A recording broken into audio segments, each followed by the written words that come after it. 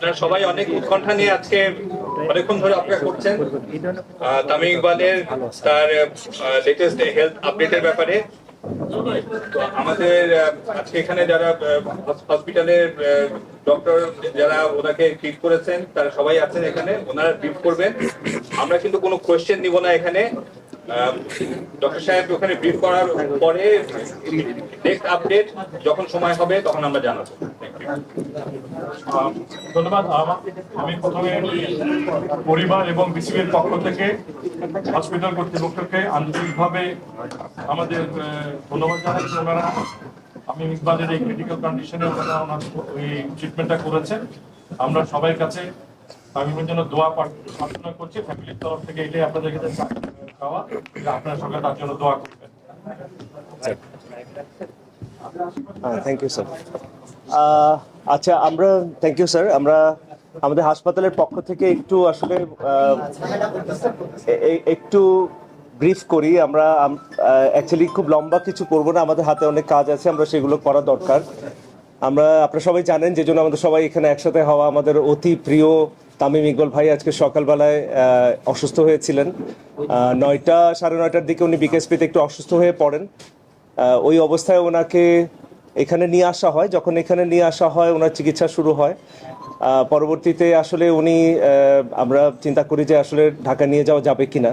তো বিভিন্ন কারণে আসলে ঢাকা নিয়ে যাওয়া যায়নি, সেই ডিটেলস আসলে প্রয়োজনীয়। পরবর্তীতে ওনার অবস্থাটা বেশ ক্রিটিক্যাল হয়ে যায়। এই ক্রিটিক্যাল কন্ডিশনেই আমাদের কাছে আবার আসেন এবং ওনার ওই ক্রিটিক্যাল কন্ডিশন থেকে যতগুলো চিকিৎসা প্রয়োজন সব কিছু করা হয়েছে এবং আল্লাহর রহমতে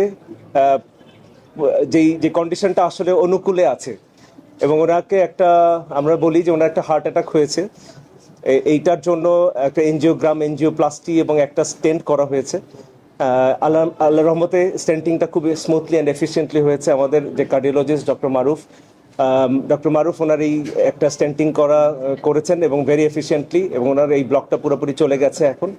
বাট অবশ্যই আমরা যেমনটা বলছিলাম যে একটু ক্রিটিক্যাল কন্ডিশনে ছিল, স্টেন্টিংয়ের পরেও এখনও উনি অবজারভেশনে আছেন এবং ক্রিটিক্যাল কন্ডিশনে এখনও কাটেনি, এটা একটু সময় লাগবে।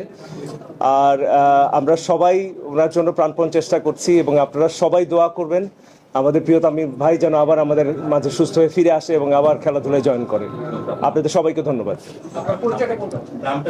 আমি ডক্টর রাজীব, এখানে মেডিকেল ডিরেক্টর হিসেবে আছি। আমাদের রেসপেক্টেড সিও স্যার মোহাম্মদ তৌফিক বিন ইসমাইল স্যার আমাদের হেড অফ দ্য ইনস্টিটিউট। আমার পাশে আছেন ডক্টর মনিরুজ্জামান মারুফ, উনি আমাদের এখানকার কার্ডিওলজিস্ট এবং চিকিৎসাটা অ্যাকচুয়ালি এই স্টেন্টিংটা স্যারই করেছেন। আর পুরো টিমটাই আসলে অ্যাক্টিভ ছিল। ইমার্জেন্সি টিম থেকেও একেবারে ক্যাথলায় পর্যন্ত আমাদের কোনো সময় ক্ষেপণ হয়নি। যেখানে যতটুকুন করার প্রয়োজন ছিল আল্লাহর রহমতে আমরা করতে পেরেছি। আমরা হোপফুল যে উনি আসলে ভালো হয়ে আমাদের মাঝে আবার ফিরে আসবেন। আপনারা সবাই দোয়া করবেন আমাদের প্রিয় মানুষটা যেন আমাদের মধ্যে ফিরে আসে। Thank you. ডক্টরও এটাতে হেল্প করেছেন এবং ফিজিও এবং অন্য প্রত্যেকটা স্টেপে আমার কাছে মনে হয়েছে যে আমরা সঠিক সিদ্ধান্ত নেওয়া হয়েছে। এই জিনিসটাই সবচেয়ে ইম্পর্টেন্ট ছিল যে সঠিক সিদ্ধান্তগুলো প্রতিটা স্টেপে নেওয়া হয়েছে।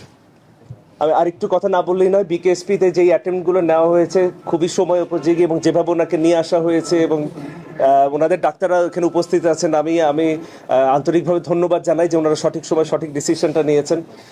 ঢাকায় নিয়ে যাওয়াটা ব্যাপার না, কিন্তু ওই সময়টা যদি আমরা অ্যাটেম্প করতে না পারতাম কি হতো আসলে বলা বড় মুশকিল। ধন্যবাদ। জি ধন্যবাদ। আপনারা সবাই দোয়া করবেন। Thank you.